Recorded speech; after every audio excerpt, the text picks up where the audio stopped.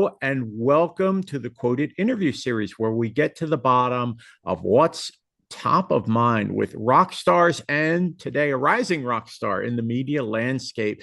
That's from journalists to subject matter experts to PR pros. I'm your host, Lou Carlozo, coming to you from the beautiful Qwoted Quonset Hut in Chicago. And on today's show, boy, what a treat. Not only coming to us from across the pond in the UK, but also as a rising star, 19 years of age. Is that okay to say? I mentioned your age? Yes, that is Of okay. age. And she's going to walk us through some of the exciting things that she is doing at different outlets and in different media, and that's Anjola Fashawe. Based in London, Anjola is a creative writer and journalism apprentice at the iPaper, training to become an NCTJ accredited journalist. And we'll get into what that is for our American audience who might not be familiar. Her journey began at 16 years of age with the BFI Film Academy, followed by a production management course at Pinewood Studios at 18. Anjola has since joined Youth Journalism International and has traveled. It's a much bigger list than my traveling log, by the way, to Prague, Mexico, and South Africa to develop skills and passion for global storytelling. Wow, what a treat. Anjola, welcome to the Qwoted Interview Series. Thank you so much, Lou. I'm so excited to be here today and speaking with you as well. Yeah, we traded a lot of messages and you're finally here. This is great. Yeah. Now, the first thing I wanted to ask you about, it's more of a technical question. Definitely want to get into your story. Americans aren't going to be familiar with the NCTJ accreditation and why it's important to journalists in the UK. Tell us a little bit about that and what it enables a journalist to either do or what they can Yeah. say about themselves. Yes, the NCTJ qualification is basically the standard in the UK. All the journalists need to have them to be able to get a journalist job, especially at places like the BBC and Sky and ITV, all the big national newspapers. They all want this qualification. And it's from the National Council for Training Journalists. So that's what the NCTJ stands for. And it's a diploma. You can have a level 5 one, which is more junior. It's the one I'm training towards. Or you can have a level 7 one, which is more senior for those with a lot of experience in the field.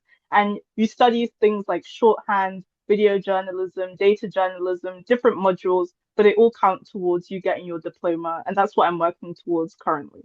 That's fabulous. And I'm going to say right now, as a mentor to young journalists in the States, we could really use something like that here. I'm so impressed by the energy people in their teens bring to this field. And we need you. We need people like you. That accreditation, just an extra step to success. Now, you are an apprentice at the iPaper. Tell us about the Yeah. iPaper and what your work as an apprentice involves.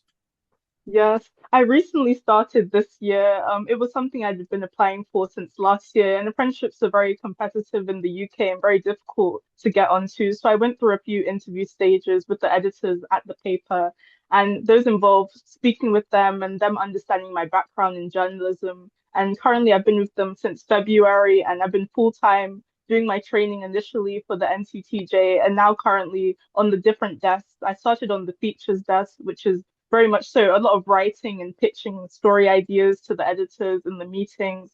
And through that, I got to interview people like women who were being impacted by flight expansions with Gatwick Airport and Wow. different people with their housing issues. And currently, I'm on the audience team, which is very, very versatile from newsletters to social media to SEO practices. So it's very varied. And I'm going to be swapping to different desks, sports, world news throughout my apprenticeship. So I'm very excited for that as well. That is terrific. You know, when I was an intern, I had a really exciting beat. It was get the coffee for the bosses. Oh, okay. I hear that a lot, especially from the editors as well. Just Yeah. the coffee rounds, but in Well, the UK it'd be the tea rounds. yeah, the tea rounds. You know, what I tell my interns here, and a couple of them have gone on to really big places, is you will never get coffee for me. But if anything, I will get coffee for you.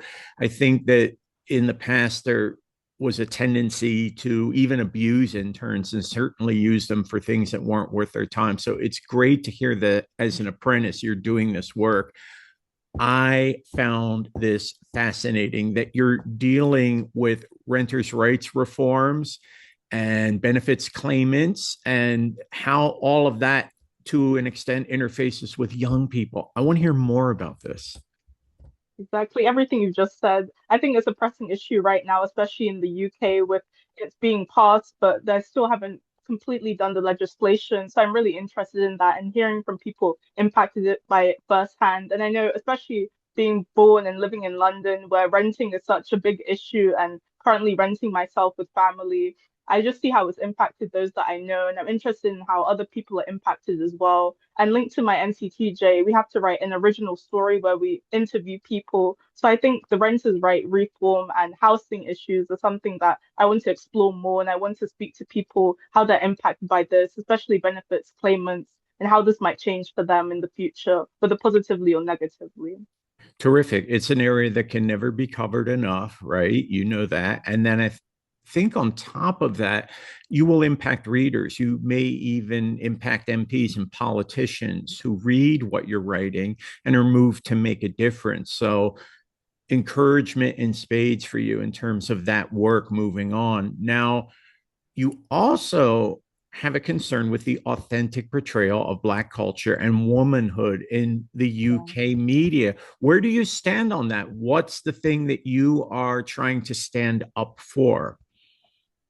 I think coming from my own background, being Nigerian, I guess it's that cultural element where just expressing my own culture and seeing people similar to me reflected in the media. And I think in the UK, especially modern day times, I can definitely see that improving a lot from how it was before. They're bringing more Black people and Black women to the forefront and willing to hear their stories. So I think it's just, especially in London where it's so diverse, I think having that connectedness and hearing these authentic stories is something I'm interested in.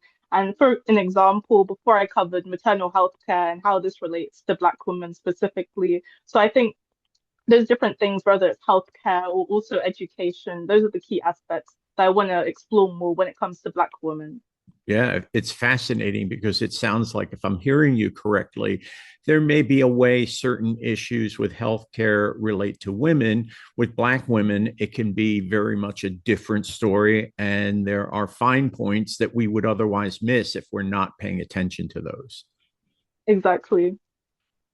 Now, what else? Boy, it's not as if you don't have any ambition on your plate, which, by the way, this is inspirational to me, but you're working to become a youth voice in the media and giving young journalists platforms to tell their stories.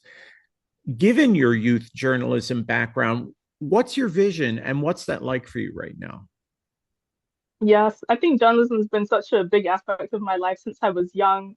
For Youth Journalism International, it was a non-profit organization that I joined when I was around 15. So that passion for journalism is something I had from very young. And that gave me the opportunity, like you said, to go to different countries like Mexico and Prague and to experience different cultures. But the main thing that I saw was young people just being able to connect with them, someone from a whole different country to me, like I'm speaking to you right now. It was just amazing to hear like other young people had the same issues and concerns that I was facing, whether that was education or the state of our countries and politics. It was just things that communicating with one another, we got to understand different issues that were important to us. Great, great. And this dovetails so nicely with it. And it is a movement into a different media, but definitely very pertinent to the work a journalist does. You have the Exposure Youth Organization podcast. Whoa. Tell us about Yeah. that and what you're doing there, because you're obviously not doing enough. I know I like to be busy, like you said. And this was from my A level days. So I don't know the equivalent in America. This might be like high school equivalent or college just after. But it was during A levels I joined Exposure, which is another organization focused on youth media. And through that, I got to do a podcast as part of my portfolio and developing that. And we focused on culture and identity. So I was just around other young people in my cohort, and we had to speak about our background. So I mainly spoke about being Nigerian and my identity coming from a single mother background, how that impacted me, and just how these things have impacted my identity today as well. Yeah, that impact has got to be measurable, palpable, because again, the stereotypical home, let's say in the States, might be a mother and a father. Mhm. There may be the idea that there's one parent or another, but we tend to have, I would say, and I'm speaking as a person in the States, a lot of the times a whitewashed stereotypical view of that, and it's lacking the nuance, lacking the depth. To that end, are you telling your own story when you're doing this work? I think definitely. I think in everything I do, I think it just comes out naturally for all of us. It's just natural to express who we are. So I think definitely my culture and my identity is something that comes through in my work a lot and in the issues that I want to express and explore as well. Yeah. If it's okay to ask this, I'm wondering if there Yeah. is an aspect of your culture, your upbringing that you try to share with audiences that really illustrates some of these things that mean so much to you. Yes, I think specifically when it comes to like my siblings as well, and just seeing like the hierarchy, me being the middle child, I think seeing the pressure that my older sister has had in regards to being just the pressure coming from a single mother and having to uphold that as well. So I think when it comes to my identity specifically, just I think the family background that I'm brought up in as well has really impacted me and with my aunties and uncles and just their background as well. So I definitely think that familial aspect is something that I want to explore more and just the pressures you might face as well, coming from a different background, like coming from a Nigerian background to being in the UK and still having to balance both of those identities, British Nigerian. Yeah, there's the old saw of nature and nurture.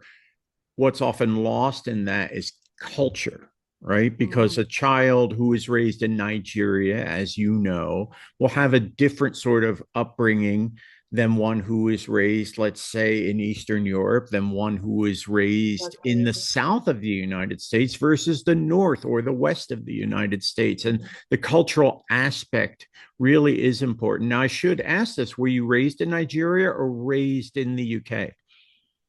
I've only been once, but I was raised in the UK my whole life. Yeah. Mm-hmm. But you're still inheriting that cultural heritage, obviously, right? Definitely through my mum, and unfortunately not being able to speak the same language as her, but understanding small aspects. Yeah. Yeah. Now we have this expression in the advertising world over here, but wait, Okay. there's more. Yeah. There's always more. And there is more. You have a Yeah. short film coming up. Oh my goodness, Yes. Destroying Devon. And it's a Yes. comedy. You got to tell us about it. Yes. I love comedy. I love like I know news can be very serious. So I think just having that screenwriting comedy aspect, just to something to fall back on and enjoy doing. And this is a comedy short film I'm writing with my friend from film school, which I used to attend on the weekends as well.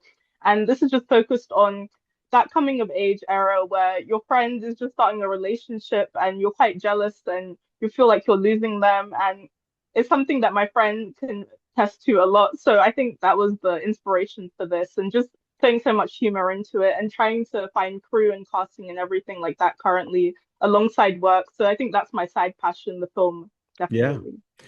And to your point, in journalism, a lot of times, I would say, especially in the newsroom, humor can be lost. I have too many memories of very serious Metro reporters at the Chicago Tribune who would be doing a 10-part series on how taxpayer money was wasted because people were stealing Kit Kat bars from the break room in City Hall and they didn't see Yeah. the frivolity in their work. They took themselves way too seriously. I have a mentor here in the States. I would consider myself to be a fanboy, is more accurate. Yeah. David Brancaccio, who does the morning report for Marketplace. And he taught me, Lou, I Mm. don't take myself seriously, but I take the material seriously. And that has been a watchword for me in my career. And again, I didn't invent that. I stand on the shoulders of giants there. I would just ask, imparting as we head into the quoted Yeah. sunset here, If we were to come back, let's say a few years from now, and you are realizing some of your dreams and aspirations, and you have so many and they're so wonderful, what would you hope your life would look like? Wow, that's a really good question, a big one. And I think definitely just the same, being able to impact young people, because I guess they're the future, just the things that they think of and the things that they want to do. So I think my work being able to reflect in young people and them putting out the same work that I've put out, just inspiring young people. And I think documentary, because I think that's a good mix of journalism and film. So something impactful along those lines, something that's impact issues that are currently relating to a lot of people within the documentary format. I think that's definitely what I'd want to see in the material lens, but in the inspirational lens, just impacting young people. Yeah. Well, you've impacted this older guy here and you've inspired me. I am so thankful for the time and I really hope we stay in touch. Anjola, thank you so much for being part of the Qwoted Interview Series. Thank you so much, Lee. It was so great to speak with you. Anjola Fashawe is a journalism apprentice at the iPaper. She is based in London, the United Kingdom. Be sure to look for her on LinkedIn. And Anjola, thank you for being a Qwoted user as well. That was something I just found out. And as we sign off here, I want to thank all of you for tuning into the Qwoted Interview Series. Our producer in Chicago is Ken Montone. A special thanks to the co-founders of Qwoted, our own Dan Simon and Matt Neller. Thanks as well to Kelly Jura and Ashlyn Anderson. Our staff engineer in Chicago is Jetin Jaycott, and our Columbia College Chicago intern is Jacob Areza. Don't forget, Qwoted is the world's #1 platform for bringing journalists, PR, and subject matter experts together, not just in service of the story, but also in the spirit of building community and connections. I'm Lou Carlozo, your host. Remember to check out my financial services podcast, Bankadelic, which you can hear via Apple Podcasts and SoundCloud. Until next time, stay true, stay tuned, and stay suddenly connected.